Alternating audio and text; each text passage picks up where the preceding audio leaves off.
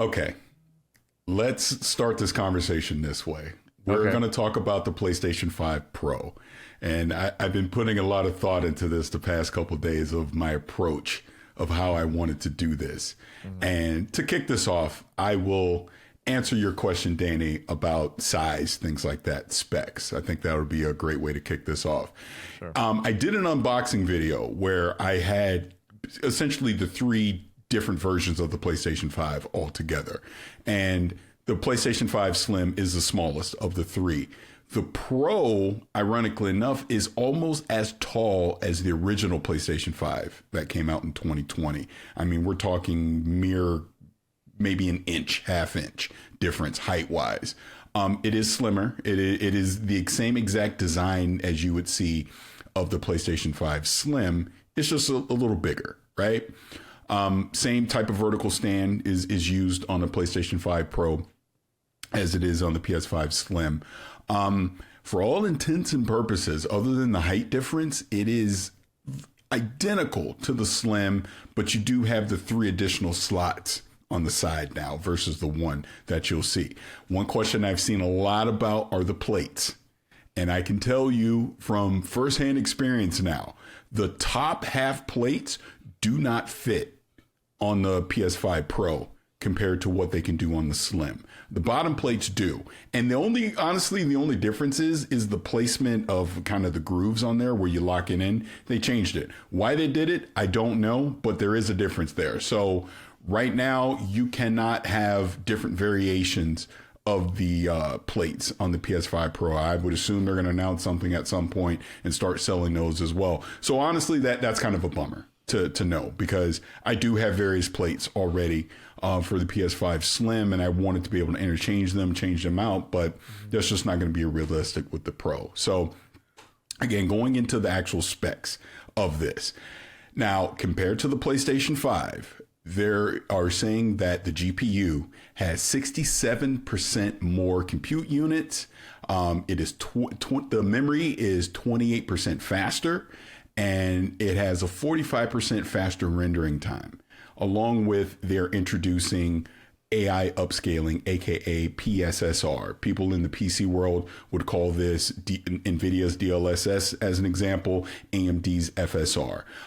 I would put this more on the level of what NVIDIA is doing with DLSS versus what AMD is doing with FSR. So this is their AI upscaling machine learning tech that they're putting in there. This is allowing them to take basically a game, let's say a game that is rendering at 1080p, being able to AI upscale it up to 4K and essentially keep the same type of image quality of a 4K image quality compared to what it would be to 1080p. Again, this is everything that DLSS does today. So it also has a 2 terabyte SSD, and Wi-Fi 7 is a part of this as well. So, I mean, from an updated standpoint, tech wise, I mean, the PS5 Pro, impressive.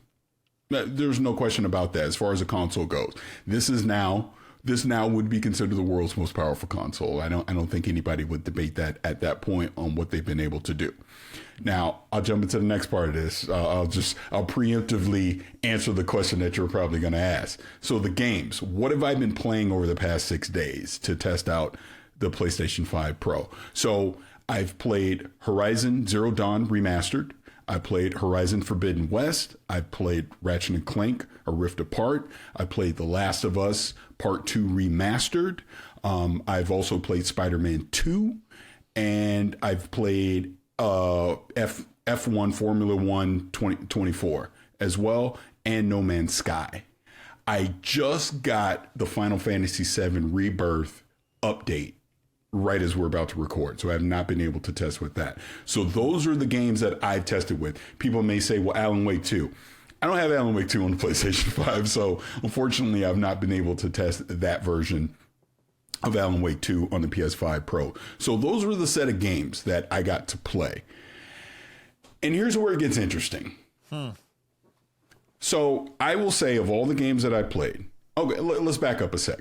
The common denominator with everything that you have here now on the Pro is you have what is called a Performance Pro mode, and you have a Fidelity Pro mode as well. So compared to what you would have already seen on the PlayStation 5, this now allows you in the Performance Pro mode to have your games running at 60 frames per second along with ray tracing. And in most cases, it's not the full advanced ray tracing that they're offering now with the PS5 Pro. Instead of high setting, it's typically like medium or something like that.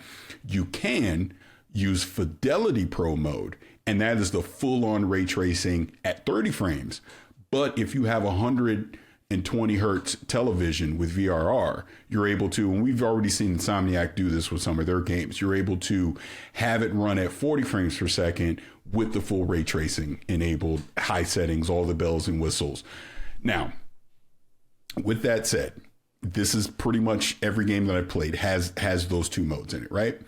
The prettiest game that I've played is Horizon Forbidden West, without question. Interesting. That game absolutely takes advantage of the PlayStation 5 Pro. The reflections that you're seeing in there, I could see with my own eyeballs, because what I did for a comparison, I had my old PlayStation 5 on this monitor and I had the Pro on this monitor, and I played both games. I had them both going so I could see both. You could see the difference with Forbidden West. So you, quick question on that. So was it the remaster version or was the original version that you compared? No, this is Forbidden West, so it's not a remaster. So Zero Dawn. Zero Dawn, that's what I was going to ask you. You actually lead me right into it. Zero Dawn is very impressive as well. Mean, again, what Guerrilla is doing was the Decima engine, I believe. What they're able to do with that and taking advantage of PSSR and the Pro and all that. Beautiful games. And that's in the Performance Pro mode. I mean, you even put it in the Fidelity mode. Looks even better, and you're able to play it at 40 frames per second instead of 60. So it looks really great.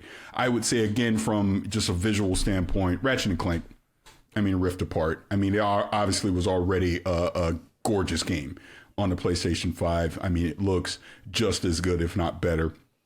On the Pro, again, Insomniac thinking of Spider-Man 2 along the same lines, where, it looks really good, plays fantastic at 60 frames per second, and you're getting the ray tracing, so you're seeing the reflections and the lighting and all of that as well.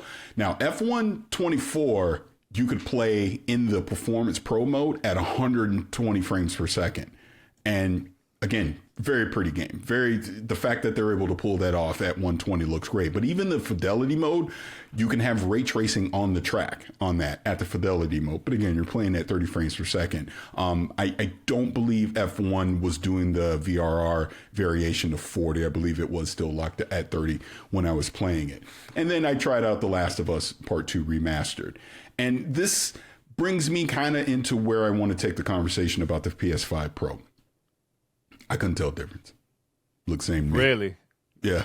Why? Because I know people are gonna be asking. Like, I was gonna ask you other things besides that. I was gonna ask you is it quiet when you turn on? Is it like compared to the other ones? The previous ones. So, but go, and please continue with what you were saying. So I'll put a pin in that, and we'll talk about that, because I think that's going to be the bigger conversation here about the Pro.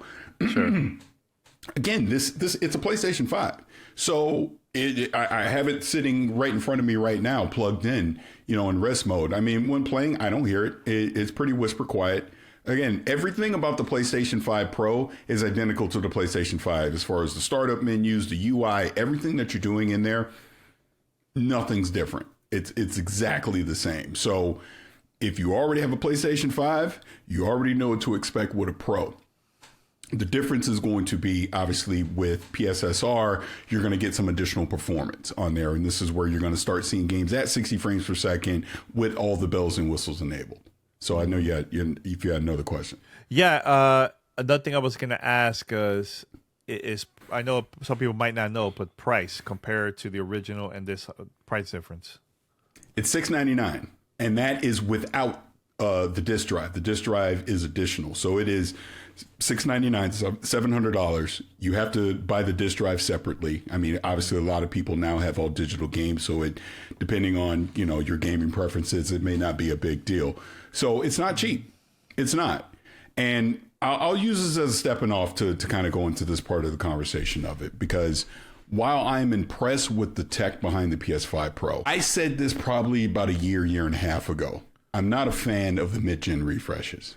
I've would not have been upset if PlayStation completely skipped it this generation. That's just being upfront, right? I want to be completely transparent on that. Same if it was Xbox, it wouldn't have mattered. I don't necessarily think we need mid-gen refreshes. I think the console you buy on launch day should still be able to play, obviously, all the games that entire generation and be a representation of what that console generation is. You shouldn't have to get additional hardware for more performance within a current generation. This is my personal opinion, and I know not everybody agrees with that. So again, I want to be transparent about that before I go into the rest of what I have to say.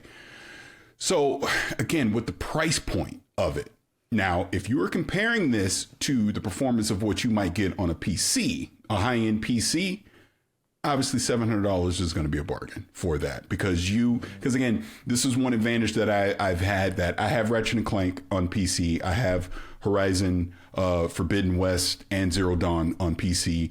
I have the original Spider-Man and Miles Morales on there. And God of War, things like that. So I've been able to kind of compare and contrast some of that stuff. What does it look like on the original PlayStation? What does it look like on the Pro? What does it look like on the PC? Now, again, if you're talking about ray tracing, if you want to make sure you have the high frames with all the bells and whistles, this definitely skews more towards the PC side of it. So when you look at it that way, $700 isn't that crazy of a price. But we're talking about console gaming.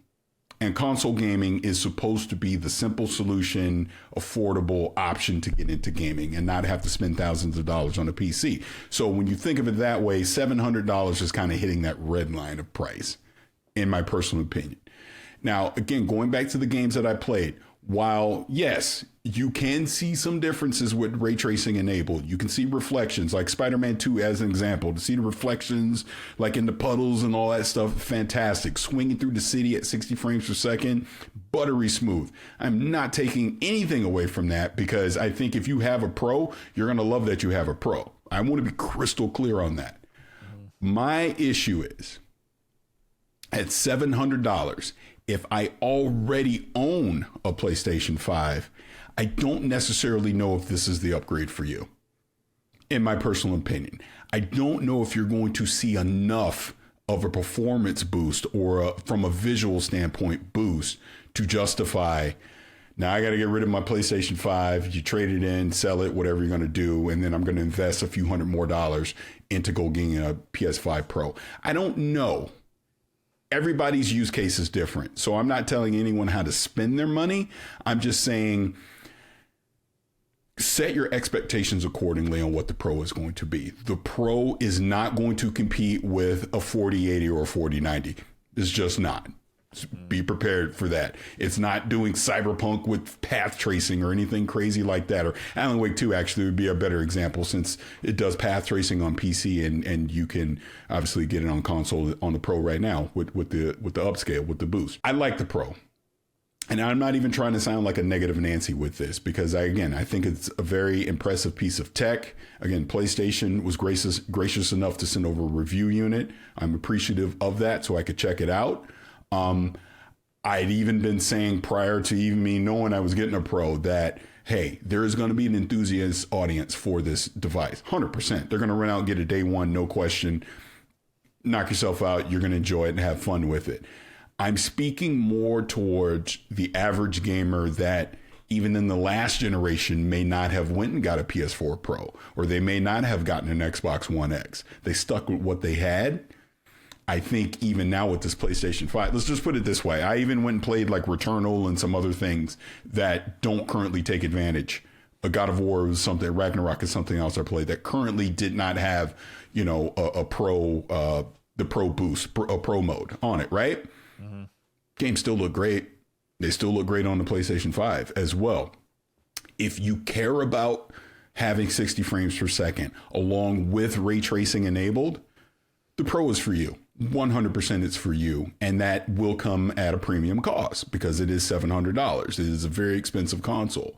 I just think people need to be aware of that because you're going to probably see a lot of chatter. Look, Digital Foundry is going to do their thing. They're going to break down all these games way more in depth than I ever could, right? You're going to see people dive into the weeds of all the technical specs of the GPU and the CPU and all these things.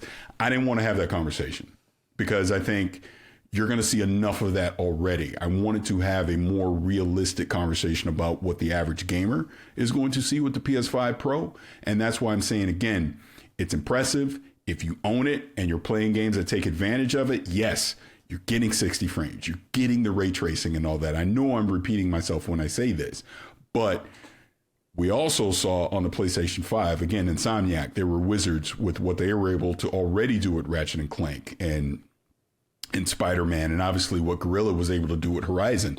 So I wasn't complaining with those games already on a PS5 is the point that I'm trying to make here. So when you play these games on the Pro, don't expect this evolutionary leap of what you're going to see, because a lot of it you were already seeing on the PlayStation 5. And that's just the point that I'm trying to make.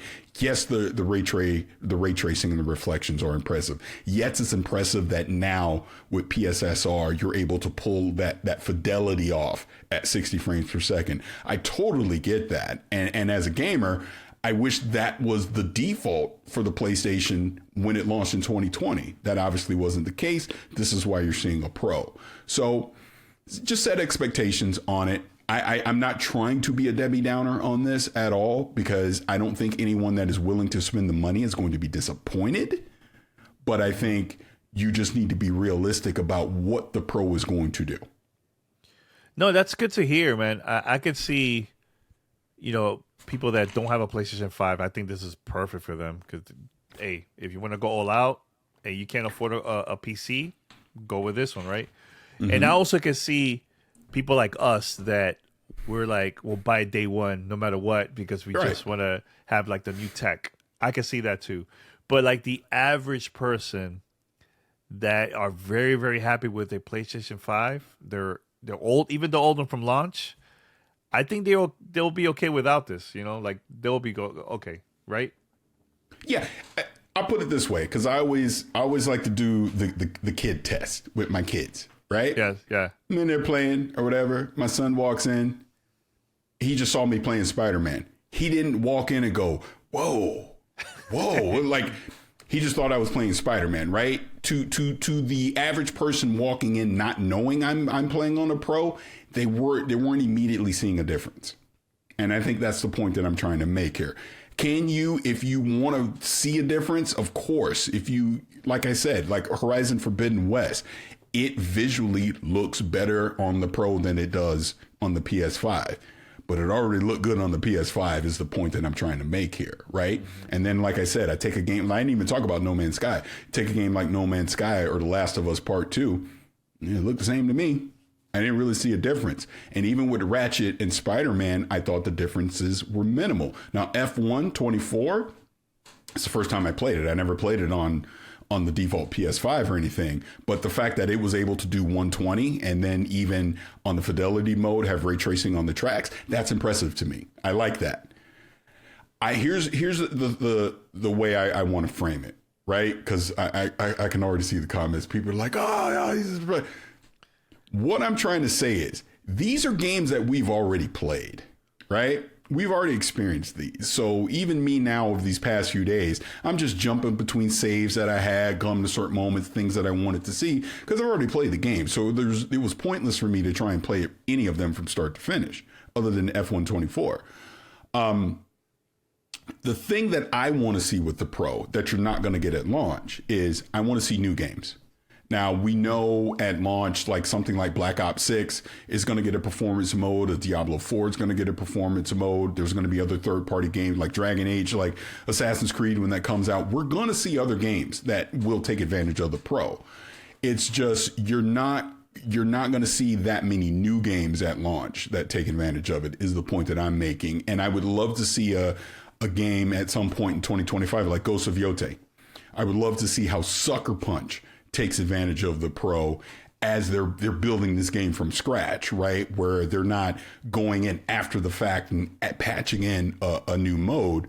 They're going to do it as the game is in development. So maybe with something like that, we're going to see a drastic difference between what the Pro can do versus what the standard PS5 can do. So, it's like I said, I just feel like I'm sounding like a Debbie Downer, and I don't mean to sound like a Debbie Downer. I want to be realistic about this. I want people to have realistic expectations of what the Pro is going to be, because I see people online. I see what people are talking about. There are people that are super excited for this thing to come out on the 7th, and it was going to be their day one. That crowd, oh yeah, they're all in, because that's the enthusiast crowd. They're there no matter what I say. They're there. Mm-hmm. I'm looking at little Timmy on Christmas Eve when he opens it up. What is little Timmy going to think? If little Timmy already has a PS5. If you don't own a PlayStation 5 and you get a Pro, your mind's going to be blown. Must have. Yeah. You're going to love it. You're absolutely going to love it. Don't get me wrong. Yeah. But if you already own one and you've been playing these games the past 4 years, the difference isn't going to be this drastic leap. And that is the point that I'm trying to make here, because I think some people have extremely unrealistic expectations of what the Pro can do. And that's why I said, again, coming from the PC community, seeing what is possible on the PC, if you invest all the money to do it, that's not the Pro. And you shouldn't expect that at $700 anyways. But as far as a console goes, this is the most powerful console on the market without question. You know, I have this pretty good question, because I haven't seen much of other people mentioning it. Mm-hmm. So this might be the first time I'm going to be asking you this question. And I don't even know if you tried it out or not, but I know it's a very small group of people that have this device. Have you tried with a PlayStation VR 2? No, I have not. Okay. Limited time. I didn't really see a need to. Yeah. Just curious to see if there's any difference with that. Mm-hmm. You know, but I would love to see if you could test it out, like in the future, to see how it is. You know, let's see what else, man. What else? Yeah, I mean, I don't know what else to talk about when it comes to the console. I mean, you broke it down pretty good, man. You know, I think this is something that I was curious about, but I'm happy with my PlayStation 5, so I don't need to go and upgrade. You know, like right now I'm playing, Lego Horizon. I've been playing. I love Returnal. I'm glad that you talked about Returnal, because that's like one of my favorite games so far, the PlayStation 5. Mm-hmm. And Ratchet and Clank. So I know you don't have a copy of Alan Wake 2, but man, that would have been great to hear your thoughts about that. Yeah, and that was unfortunate that I didn't. And again, it was just such limited time to test this out anyways. I wasn't, obviously post-launch, maybe I can get it on the PlayStation and check it out there. Excuse me. But that's the thing. Again, just going to what you were saying about, this is a PlayStation 5. This is not this evolutionary thing. You press the button the same way. The UI is the same way. If you have a PlayStation 5, you are very familiar with navigating through this. There's going to be no difference there. The biggest difference is going to be if you play something like Ratchet and Clank or Rift Apart, you go into the settings, you're going to see a Fidelity Pro mode, you're going to see a Performance Pro mode. And again, if you have 120, honestly, I'll tell you this right now. If you have a 120 hertz television that does VRR, play in Fidelity Pro mode. Play at 40 frames per second instead of 60. Trust me, you're going to be fine at 40. I mean, it's still going to be buttery smooth, and you're getting the full fidelity experience of the ray tracing that way. Whereas Performance Pro mode, trust me, it looks fine. Again, it's a difference of ray tracing at high settings versus ray tracing at medium settings. But you're at 60 frames per second now at that point. So like I said, again, it comes down to what you individually prefer. If you prefer having your games at the highest frames possible, you're going to take the Performance Pro mode. You're going to get some ray tracing in that. It's going to look good. You're going to have a great time. If you care about having all the reflections and the pretty lighting and everything at the highest fidelity it can possibly be, then you would play that Fidelity Pro mode, and now you're at 40 frames per second, which is still going to be fine. Trust me, it's better than 30 on a 120 hertz television. That is the key to having that. But like I said, overall, man, I mean, this is what I think. And I think I haven't talked enough about PSSR. I feel like what PlayStation and what Sony is doing is they're introducing PSSR, the AI upscaling, now on the Pro to set up the future for the PlayStation 6. I can see that's what I think is really happening here. They're going to transform how they develop games and how they treat visuals and frames per second. Now I think we can go into the next generation on the PlayStation 6 where with PSSR, where you're upscaling this stuff and frame generation and all these things. 60 is the standard now. There is no more 30 frames per second. You can do 60 frames per second in all of these games. You can have ray tracing in these games, and you can present them as close to a high-end PC as you possibly can at a fraction of the cost. And that's what the beauty of console gaming. That's always been the beauty of console gaming. So that's what I mean, man. I'm trying to look at this from the console gamer standpoint. If you already have a high-end PC, you're seeing all this stuff already. You're not missing anything. I want to be clear about that. I'm already playing Cyberpunk at a 4K, 100 frames, path tracing, and all this crazy stuff. But it costs a lot of damn money to pay to play it that way, right? Very much, very much. Whereas, I mean, while I'm saying that the Pro is costly on the high end for a console gamer, it is not for a PC gamer. For a console gamer, this is obviously extremely high. This is one of the most expensive consoles ever on the market. I think the Neo Geo or something might have been more. But the point is, you are getting what you pay for, because this does have performance increases over the standard console. But what I'm trying to nail down here is the enthusiast crowd that cares about that stuff will take advantage of it. The average gamer, it's not going to be that big a deal. Now, I can give you a game, and I didn't get a chance to try it out yet, unfortunately, was Final Fantasy VII Rebirth. Performance mode on Rebirth on the PS5, atrocious.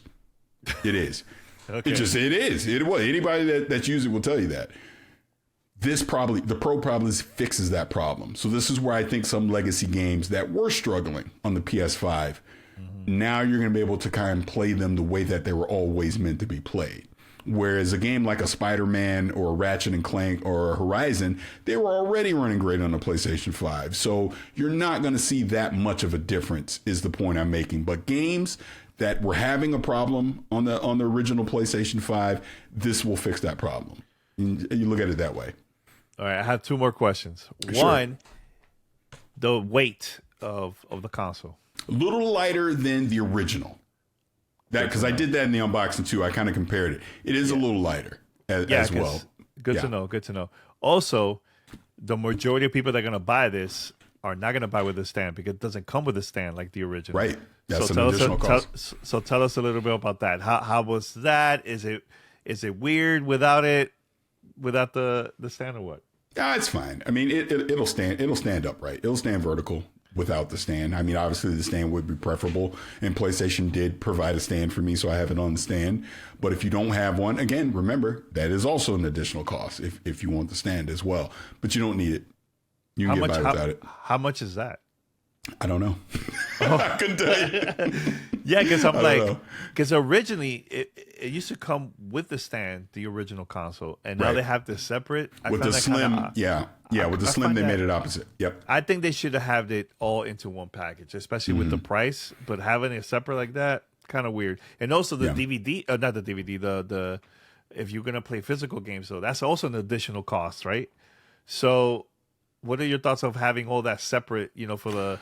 For the regular consumer that planning to get physical games in the future. Here's my thought with the disc. I'm actually glad that it's optional because, like it or not, we are moving towards an all digital future. I do not own a physical game on the PlayStation 5. I have some discs for PS4 still, but PS5 I don't. So I don't I even thought about it because technically I could take the disc out of my PlayStation 5 Slim and put it in the Pro if I so chose. And I was like, do I really want to do that? I was like, I don't need to do that because I never use it. So why even go through the hassle? So the fact that it's optional, I'm okay with that.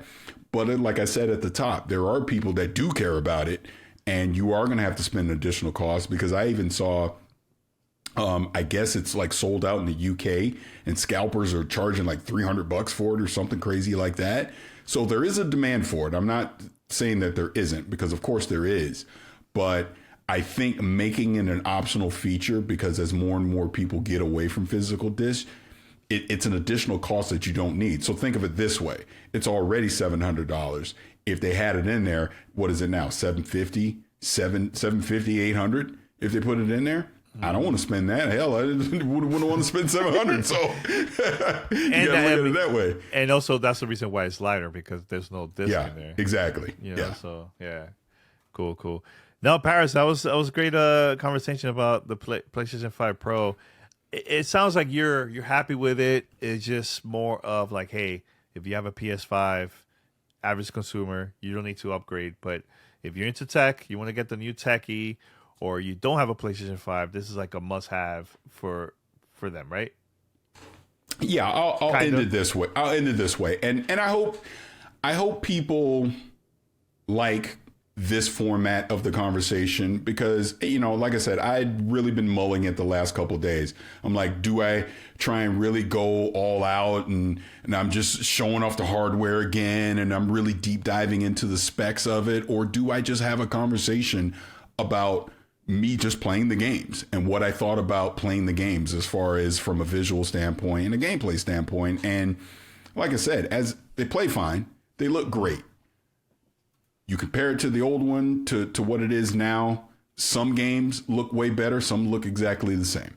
And I just think that's just the honest opinion that I can give on that your mileage may vary on that. I think different people will have different expectations for what the PS5 Pro will be for them.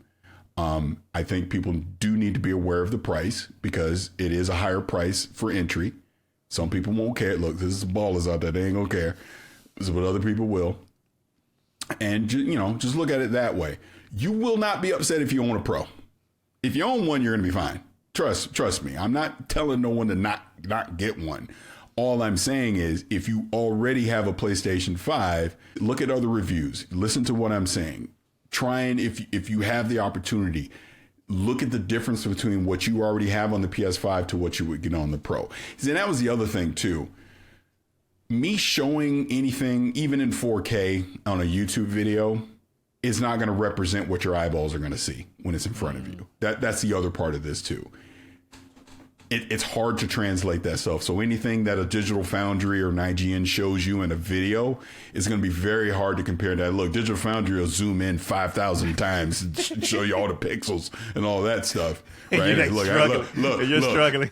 I ain't got that equipment. I can't do all that. But the point I'm making on that is, you know, some of these games, you're really going to have to get on the struggle bus to see the difference compared to what it already was. Like I said, The Last of Us Part 2 is a great example of that one. It just looked the same to me, right? Yeah, Whereas Horizon, I could immediately see a difference. So your miles are vary on that stuff. But like I said, man, it's a great piece of tech. I think, you know, the audience that's going to run out and get it day one won't regret their purchase. And I think people that, you know, are already happy with their PlayStation 5 and might be on the fence about the Pro, just do your research on it. That's really all I can say. I'm not saying to just listen to me, because I'm not the end all be all on any of this. Get other opinions about it, hear what other people have to say about it, and just make an informed decision. I mean, I know obviously people are going crazy over that 30th anniversary one, but that one's limited. But I don't think anyone's going to have a problem that wants to get a Pro for Christmas for their kids or anything. It's going to be available. You got time, obviously, before the holidays get here. So, you know, just see what other people have to say. But I'm excited about where console gaming could potentially be going now that we're seeing something like PSSR available on a console, because that is going to increase the performance of new games for the rest of this generation. And obviously, as we go into the next console generation of games, because now we're going to start seeing PC-like performance on the console. And that's great.